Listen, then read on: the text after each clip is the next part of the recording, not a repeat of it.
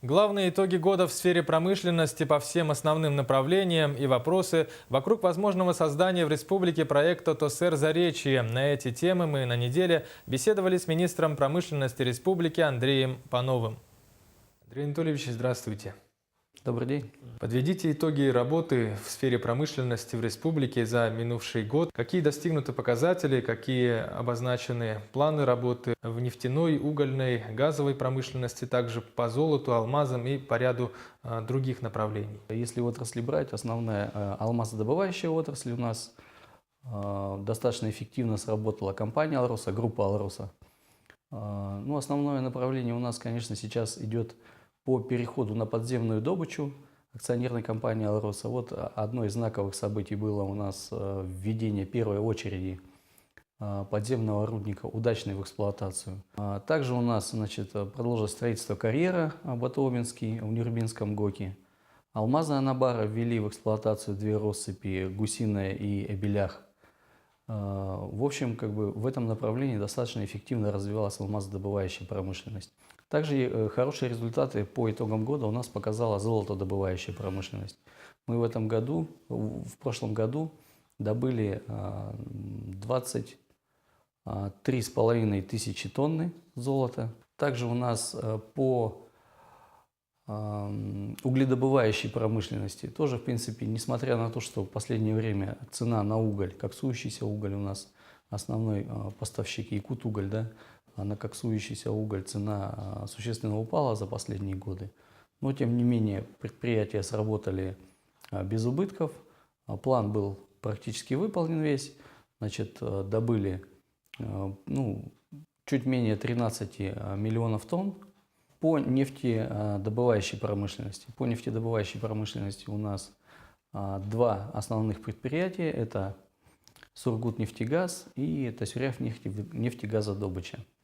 Добыли чуть более 8 миллионов тонн в уходящем году. В следующем году уже планируем добыть больше 9 миллионов тонн.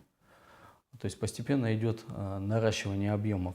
Что касается направления газовой промышленности, здесь у нас мы добыли порядка 2 миллиардов кубометров газа, чуть больше 2 миллиардов. У нас существует вообще 4 газотранспортные системы по республике, две системы в западном районе и 2 системы в центральном районе. Они работают сейчас локально. С этих систем мы поставляем газ на предприятия ЖКХ для выработки электроэнергии, для отопления населения, и для нужд населения в том числе. Выхода на внешние рынки нет. И здесь, конечно, очень большой плюс, что сюда пришла к нам такая большая корпорация, да, как «Газпром». Мы планируем, что в строительстве и освоении Чиндинского месторождения примут участие порядка 12-13 тысяч человек при строительстве, а в дальнейшем, когда объекты будут построены, то будет задействован на эксплуатации порядка 3000 человек. То есть это новые рабочие места у нас в республике, поступления налоговые в бюджет. То есть это новые деньги в бюджете на развитие инфраструктуры, на другие социальные нужды. Общественность республики, особенно жители Мегино-Кангаласского района республики, активно обсуждают проект территории опережающего социально-экономического развития под названием «Заречье», которое предположительно будет построено в поселке Нижний Бестях. Людей прежде всего беспокоит экологический вопрос. Андрей Анатольевич, что на сегодня известно по этому проекту, плюсы и возможные минусы, о чем сейчас можно говорить, вам слово? Действительно, мы рассматриваем возможности реализации такого проекта. Это проект, состоящий из двух частей. Это завод по производству метанола и сжижения газа, и завод по производству карбамида. Карбамид – это, по сути, удобрение. Карбамид – это удобрение, которое добавляется в почву, да, для того, чтобы повысить урожайность. Говорить об экологии сейчас, я считаю, преждевременно, потому что как таковой проект еще только в стадии разработки и не принята технология, да, еще не определена технология. По какой технологии будет переработка, да? Есть же несколько направлений. Какое оборудование будет стоять? значит, какие там материалы будут использоваться и так далее, и так далее. Исходя из всего этого, конечно, мы увидим, в каком состоянии это производство будет и как оно будет влиять на природу и будет ли вообще. На самом деле таких предприятий и по Российской Федерации немало, да, и в Европе они стоят, ну и вообще по всему миру. Еще никто как бы не жаловался, да, что там все это очень опасно и очень ужасно. Конечно, этот проект, когда он будет разработан, техническая часть, он обязательно пройдет экспертизу. Это будет экологическая экспертиза, это по закону обязан он сделать. Там, если он действительно вреден, не дай бог, да, конечно, никто эту экспертизу не подпишет, никто никогда не скажет, что это возможно строить этот завод и поставить свою подпись. Нет, на это специалисты, конечно, не пойдут. Это первый момент. Потом, перед тем, как строить, конечно, там будет проведен мониторинг. Мониторинг той ситуации экологической, которая находится сейчас именно в этом районе, в этом месте, да, где он планируется расположиться. И этот мониторинг будет вестись постоянно на случай, если там какие-то возможные выбросы и так далее. Если там это будет, конечно, никто этого не допустит.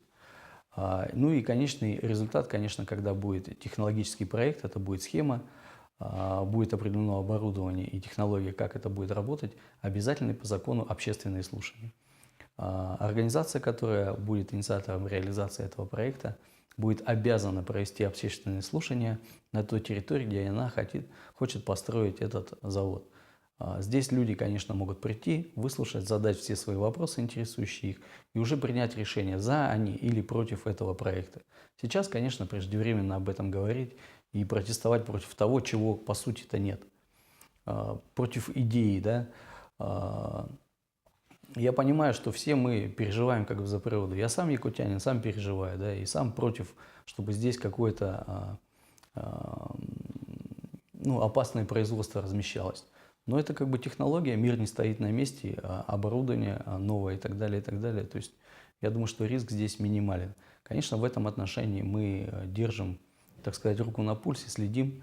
Как будет только техническая документация готова, мы первые, кто будет смотреть и делать анализ, да, на пригодность или непригодность. Ну и, конечно, специалисты из научных институтов дадут нам свое профессиональное заключение. Численность занятых возрастет. У нас же очень много безработных, которые ищут работу.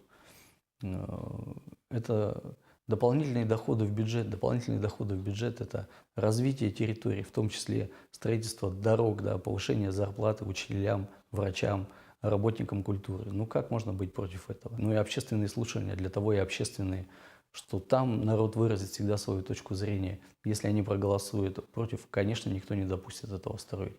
Но мы и сами не допустим власти, если это будет вредно для здоровья.